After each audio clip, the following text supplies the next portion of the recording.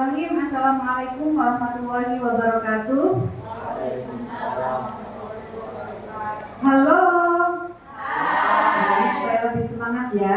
Ini adalah berbagi praktik baik bagaimana menginterpretasikan pembelajaran yang asik, inovatif dan juga berpusat kepada peserta didik berbasis kurikulum merdeka tentunya. Oke, kita tepuk Bapak Ibu sambil kita menyanyi lagu ini ya, lagu Pelajar Pancasila. Hafal kan? Pasti, coba ikutin. 1, 2, 3. Pelajar Pancasila beriman dan bertakwa pada Tuhan Yang Esa dan berakhlak mulia, berkebinekaan global, gotong royong mandiri, kreatif dan bernalar kritis. Nah, itu adalah dimensi-dimensi profil pelajar Pancasila yang ada di kurikulum merdeka. Nah, Bapak Ibu, bicara tentang kurikulum merdeka, tentunya kan sudah mengenal semua ya. Sudah diterapkan bagaimana implementasi kurikulum merdeka yang tahun ini itu sudah tahun ketiga. Jadi kelas 1, 2, 3, 4, 5, dan 6 itu semuanya sudah menerapkan kurikulum merdeka.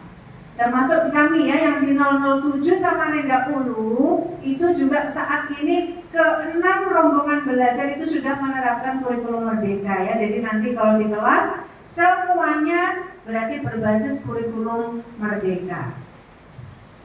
Nah, berbicara dengan kurikulum merdeka tentunya tidak lepas yang namanya literasi dan numerasi. Jadi tentu ada bagaimana membaca, berhitung. Nah, literasi itu bukan hanya sekadar kita membaca, menulis angka, tetapi mengamati, problem solving, bagaimana mencari solusi dari sebuah permasalahan, itu juga termasuk literasi, gitu ya.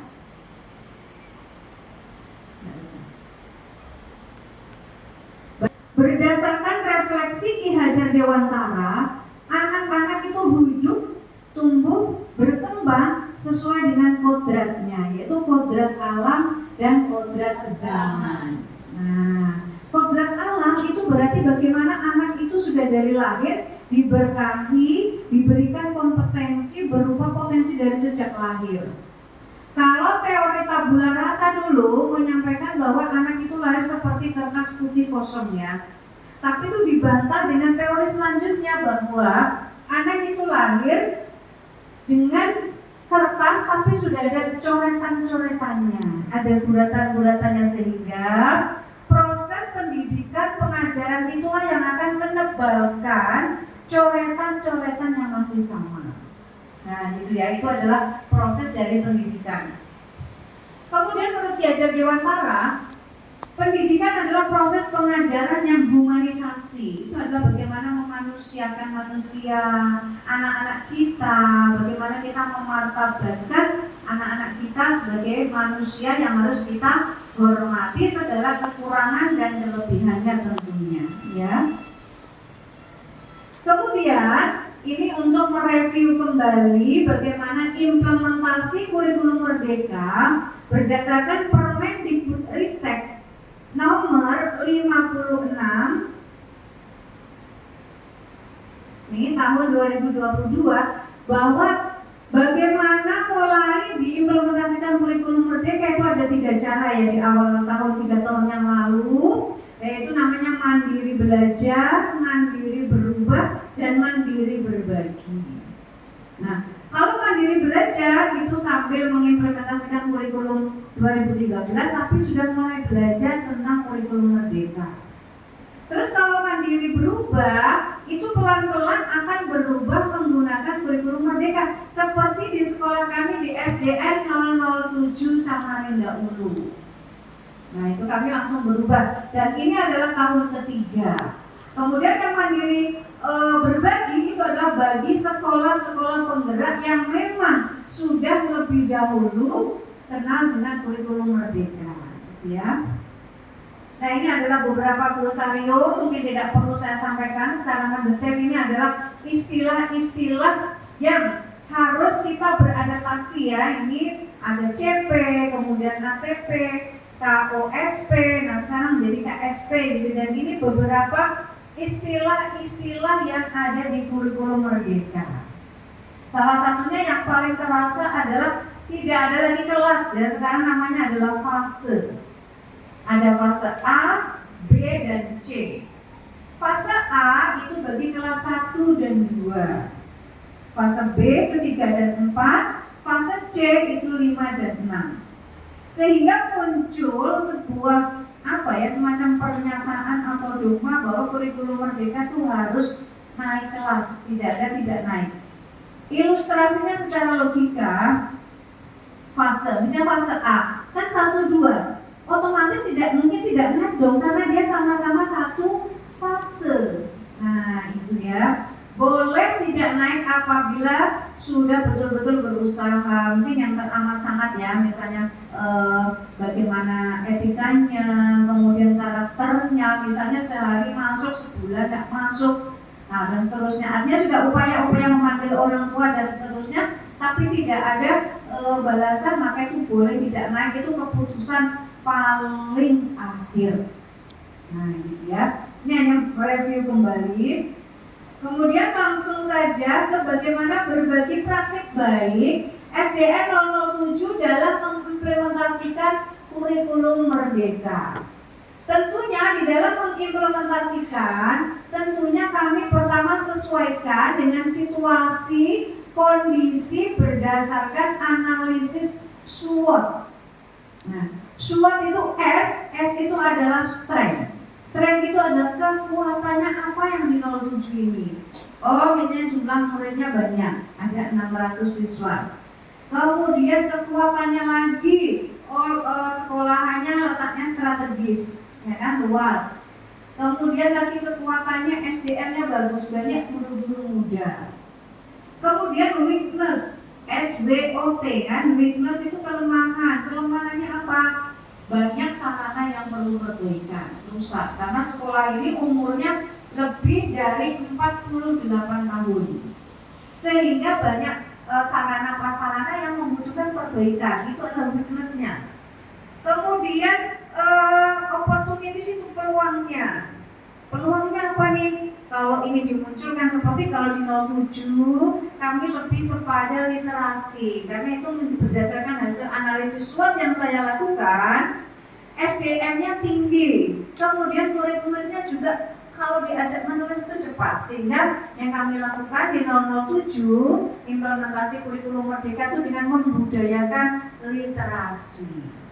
Jadi yang pertama tadi buku-buku yang saya tampilkan itu adalah hasil cipta karya dari anak-anak. Itu ada tahun pertama itu ada 18 buku ya yang terbit di 007. Ada 12 buku itu dari murid, kemudian saya sendiri kepala sekolah ada 2 buku, dan selebihnya buku guru.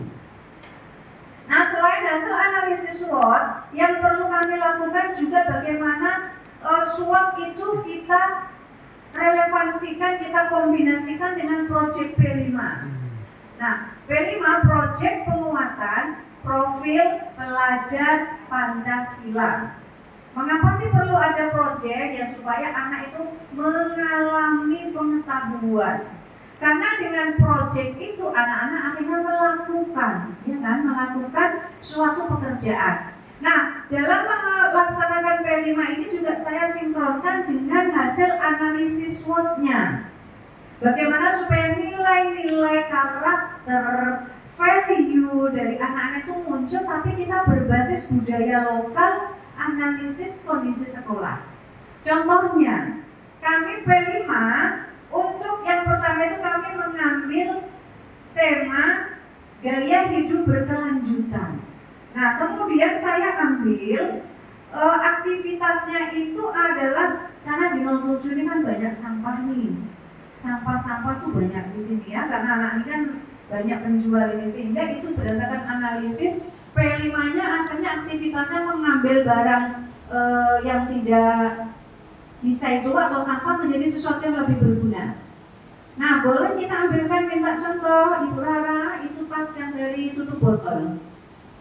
Bisa diambilkan. Nah, itu adalah salah satu bentuk kreativitas produk P5 dari bahan-bahan yang tidak berguna atau ini dari terima kasih. Nah ini adalah produk P5 ya, dari proyek penguatan profil pelajar Pancasila. Ini dari tutup-tutup botol yang tidak kepakai.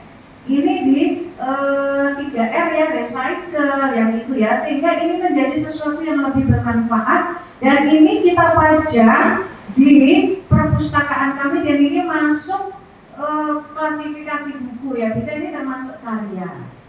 Nah ini ya, hal-hal yang awalnya tidak berguna sehingga kita ambil kembali melalui proyek P5 gaya hidup berkelanjutan, sehingga barang ini menjadi lebih bermanfaat. Ada lagi beberapa hal yang lain, termasuk bunga-bunga, tapi kalau ini kan hasil ini ya, tapi ini juga hasil bekas dari orang tua, kolaborasi ya, tentunya dimensi kolaborasi dengan siswa. Itu ya Bapak Ibu ya, terkait dengan bagaimana praktik baik kami di dalam mengimplementasikan kurikulum Merdeka melalui P5, supaya dengan melalui P5 itu karakter siswa melalui proyek tadi dia tentu akan muncul ya. Kalau untuk gaya hidup berkelanjutan aktivitas ini kami dimensinya adalah beriman bertakwa tentunya, supaya bagaimana anak-anak itu tetap bersyukur kepada Tuhan Yang Maha Esa yang sudah menciptakan alam dan seisinya. Kemudian kami kemarin kreatif, karena supaya bagaimana anak-anak itu punya pemikiran yang orisinil lah ya, sesuatu yang memang betul-betul ori. Kemudian kreativitas supaya bagaimana bentuknya itu menjadi sesuatu yang indah. Kemudian juga kolaborasi, yaitu kolaborasi antar siswa. Kemudian juga kita kolaborasi dengan orang tua murid itu untuk finishing, itu sebagai bentuk bagaimana kita menanamkan karakter-karakter nilai-nilai profil pelajar Pancasila melalui P5. Nah itu yang kami lakukan ya di SDN 007 ini ya. Nah nanti Bapak Ibu bisa berkolaborasi di sana dan melihat hasil-hasil karya dari P5. Itu beberapa tema ya, ini adalah tema-tema P5. Untuk tahun ini di SDN 007 Samarinda Ulu itu berbeda-beda, karena tema ini boleh berbeda antara kelas yang satu dengan kelas yang lain.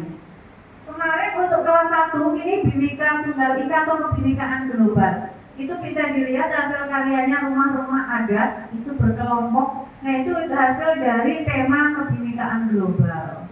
Jadi misalnya satu kelas menjadi 4 kelompok, kemudian itu membuat rumah-rumah adat, sehingga itu memperkenalkan bagaimana kebhinekaan yang ada di Indonesia tentunya. Nah gitu ya. Ini adalah beberapa dimensi dari profil pelajar Pancasila. Nah ini sudah kami terapkan untuk di 007, yaitu bagaimana menguatkan nilai-nilai karakter selain melalui kegiatan literasi, kemudian juga bagaimana kita menanamkan terintegrasi ya. Profil pelajar Pancasila itu terintegrasi di dalam pembelajaran, tentunya mengacu ke CP. Karena CP sudah ya, capaian pembelajaran, atau kalau dulu itu KD. Nah itu terintegrasi di situ, dan juga terintegrasi tentunya di P5. Karena kalau di P5 penilaiannya itu adalah di nilai-nilai atau di karakter-karakter yang ada di profil pelajar Pancasila. Itu yang kami terapkan. Nah ini beberapa langkah-langkah. Nah kemudian ini adalah profil pelajar Pancasilanya, yaitu ada 6 dimensi.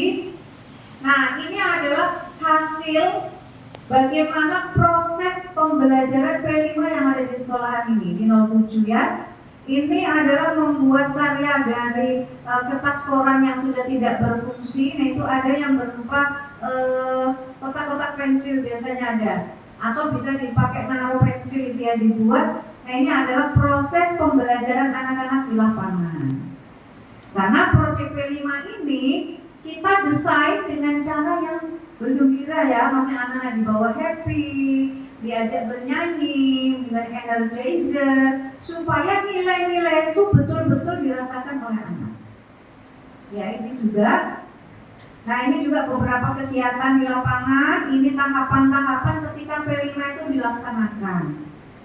Nah ini tentunya mengacu pada bagaimana manajemen strategis yang kami lakukan tadi, yaitu menganalisis SWOT tadi, strength, weakness, opportunities, dan threat. Itu kemudian tentunya kita breakdown ke dalam manajemennya, yaitu POAC, yaitu mulai bagaimana kita perencanaan, kemudian organizing, planning, organizing, kemudian actuating, dan juga controlling. Yaitu supaya bagaimana nilai-nilai itu betul berjalan lancar, kami sinkronkan antara yang ada di kurikulum, misalnya P5, panduan dari pemerintah, kita sinkronkan dengan hasil analisis situasi dan kondisi yang ada di SDN 007 Samarinda Ungu. Halo.